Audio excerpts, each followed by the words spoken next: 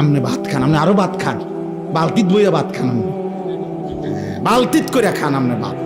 রাক্ষস দুনিয়া ভোগ কর বেটা, যা বেটা ভোগ কর, সুদ কর দুনিয়া, যে নে বেটা, হারাম করতে নে দুনিয়া নে, যা পুরাটা দিলাম তোরে বেটা।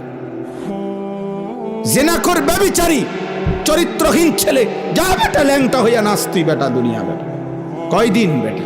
60 বছর, 70 বছর, এরপরে মরবি না বেটা?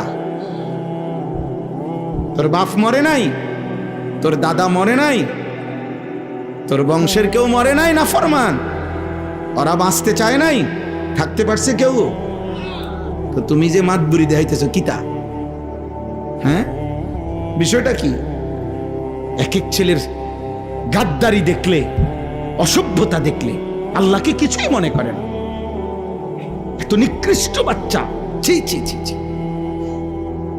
এত বেয়াদব। এই বেয়াদব মুসলমানের সমাজে থাকে একদিনও ভাবে না যে আমি এটা যে চুল রাখলাম এটা তো বেঈমানের চুল। আরে তুই মুসলমানের বাচ্চা, এরম এরম বোকা হইলি কেন? পাগল, মাতাল, একবারও ভাবলা না কার চুল রাখলা, কার মতো সাজলা?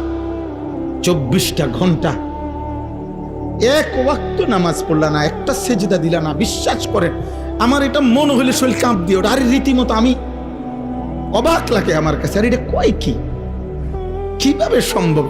এটা মানুষের বাচ্চা কেমনে হয় আমি এটা বুঝিয়ে না। এটা এক ওয়াক্ত নামাজ পড়ে না, মুসলমানের ঘরে এত বড় জানোয়ার। আস্তাগফিরুল্লাহ, আস্তাগফিরুল্লাহ। আহা, আরে বলে কি?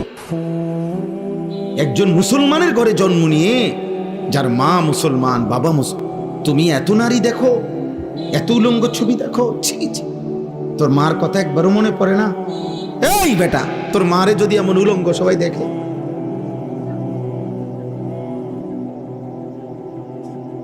তোর মারে যদি দেখে মানুষ নর্তকীর মতো নাচে, তোর বোনকে যদি দেখে কেউ, একবারও মনে পড়ে না? যাকে দেখো সে তো কারো মা, সেও তো কারো বোন, সেও তো কারো ফুফি, সেও তো কারো খালা, সেও তো কারো কন্যা। বলেন,